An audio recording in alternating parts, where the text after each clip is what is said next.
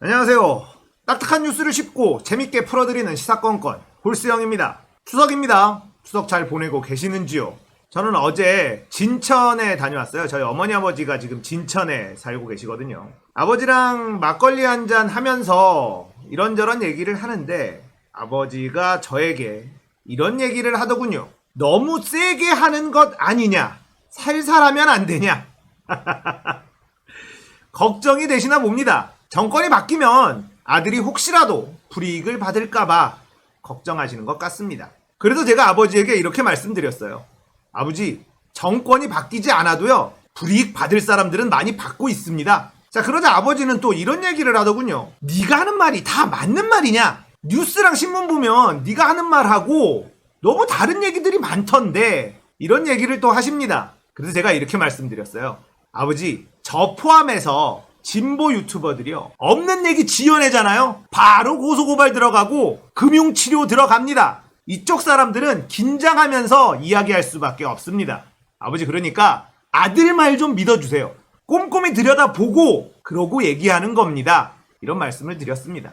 자, 저희 부모님마저도 제가 하는 말을 반신반의하고 있습니다. 언론에서 하는 말하고 너무 다르니까요. 그리고 저희 아버지가 저한테 이런 얘기를 하시더군요. 너는 왜 갑자기 이렇게 정치 이야기를 하게 됐느냐? 언제까지 할 거냐? 이런 질문을 하시더라고요. 그래서 제가 아버지에게 이렇게 대답했습니다. 아버지, 지금도요, 저쪽 놈들은 100을 잘못하면 1 정도밖에 처벌받지 않습니다. 그런데 우리 쪽 사람들은요, 1을 잘못하면 100의 처벌을 받아요. 이게 현실입니다. 최소한 이 기울어진 건 바로 잡아야 되지 않겠습니까? 제가 가장 화가 나는 부분이 이 부분이다 라고 말씀을 드렸습니다. 노무현 대통령이 그렇게 허망하게 돌아가시게 된 이유가 뭡니까? 노무현 대통령이 무엇을 그렇게 잘못했다는 겁니까? 한명숙 전 총리가 무슨 잘못을 했습니까? 김경수 도지사가 무슨 잘못을 했습니까? 박원순 서울시장이 도대체 잘못했다는 증거는 어디에 있습니까? 조국 전 장관과 그 가족이 잘못했다는 증거 어디에 있습니까? 우리는 그런 억울함을 다 알지만 다수의 국민들은요, 신문이나 뉴스에서 얘기해주는 것 밖에는 정보를 접할 수가 없어요. 그렇게 억울한 사람들이 사라지는 순간 저의 역할도 사라질 것이다. 이렇게 말씀을 드렸습니다. 제가 하는 일이 거창한 일이라고 생각하지는 않아요. 김대중 대통령이 이렇게 말씀하셨잖아요. 담벼락에다 대고 욕이라도 해라. 저는 그냥 그런 심정으로 이 채널을 운영하고 있습니다. 더 많은 영향력 있는 채널들이 많이 있지만 저도 떠들어대는 건 그런 의미가 있다라고 생각을 해요. 상식이 통하는 사회가 만들어질 때까지 시사건건 더 열심히 하겠습니다. 자, 이번에 다룰 이야기는 국민의힘 대변인 이낙연 이야기입니다. 야, 이낙연 정말 점입가경입니다. 이 표현 좋아요. 점입가경이에요. 이재명 도지사의 이 대장동 의혹, 이거를 물고 늘어지는데 이 논리는 국민의힘과 보수 언론의 논리와 똑같습니다. 민주당 사람이라고 보기 어려운 공격이죠. 이 사안은 조금만 알면 이재명의 잘못이 1도 없다라는 걸 알 수 있어요. 그런데도 이낙연은 물고 늘어집니다. 지금 이낙연까지도 이 대장동 의혹을 물고 늘어지는 바람에 누가 이득을 보고 있을까요? 윤석열이 이득을 보고 있잖아요. 윤석열이 청부 고발 사건이 묻히고 있잖아요. 청부 고발 사건은요, 국민의힘이라는 정당을 해체시킬 만한 일입니다. 국가 권력기관인 검찰과 손을 잡고 선거에 개입했던 사건이에요. 그런데 이낙연의 눈에는 이게 안 보이고 이재명이 잘못하지도 않은 일, 이거 꼬투리 잡는 거에만 몰두하고 있는 겁니다. 이게 민주당 후보가 할 일입니까? 여러분, 통합진보당 기억나시나요? 통합진보당? 이 당 해체됐잖아요. 강제로 해체시켰습니다. 왜 해체시켰나요? 이석기인가? 아무튼 걔 때문에 해체된 거잖아요. 이석기가 선거 개입을 했습니까? 민주주의를 교란시켰습니까?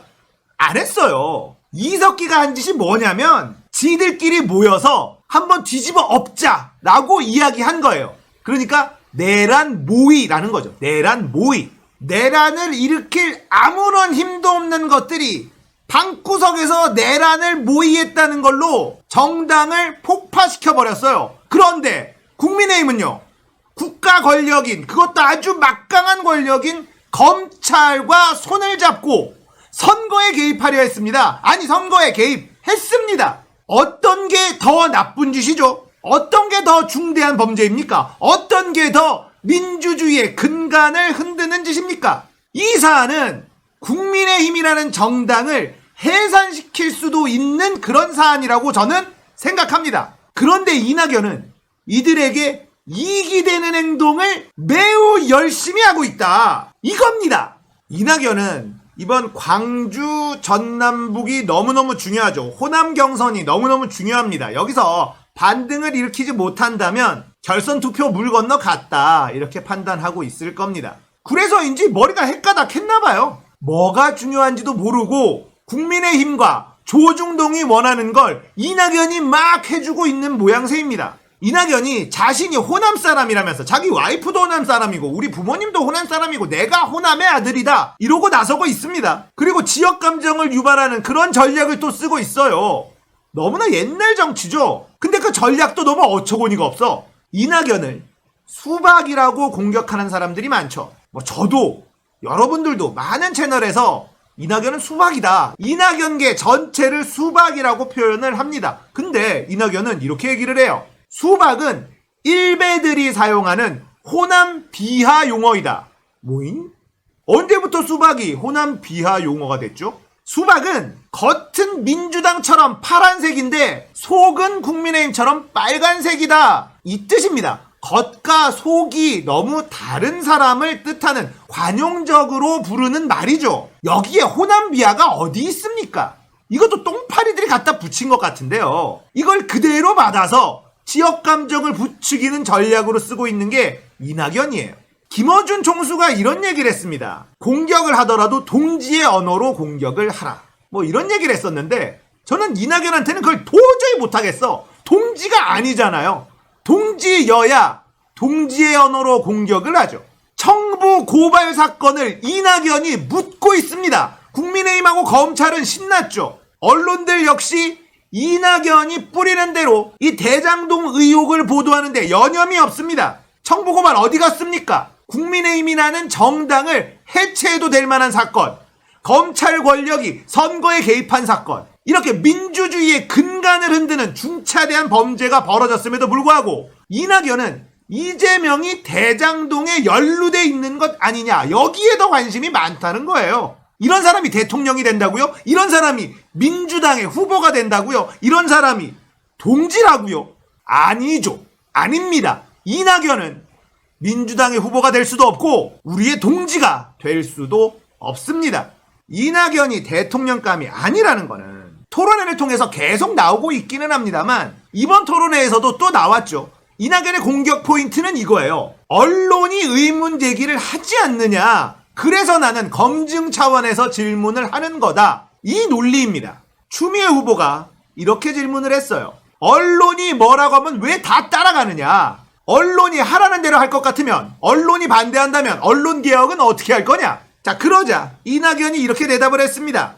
한두 개 언론이 아니라 거의 모든 언론이 수일째 계속 보도하고 있다. 그 영향인지 몰라도 절대 다수의 국민이 걱정하며 분노하고 있지 않느냐. 국민들이 걱정하고 분노하는 것이라면 정치인이 관심을 갖는 건 당연히 옳은 일이다, 이런 대답을 합니다. 그럴싸하지만 말 같지도 않은 소리죠. 이낙연이 조국에게 빚이 없다고 생각하는 이유도 이제는 아시겠죠.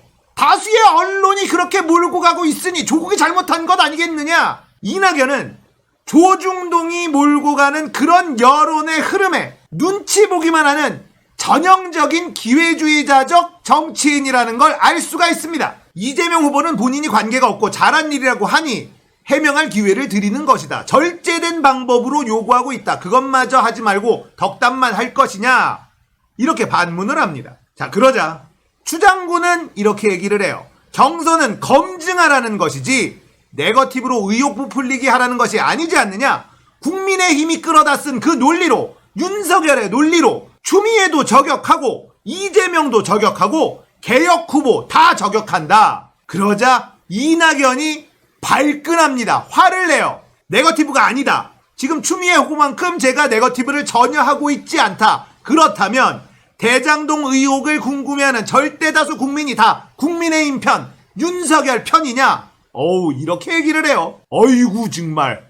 절대 다수 국민 같은 소리하고 앉아있네. 그렇다면 왜 네 지지율은 안 오르는 걸까? 추장군은 마지막 쐐기를 박아줍니다. 이낙연은 민주당 후보가 아니라 국민의힘의 대변자가 되고 있다.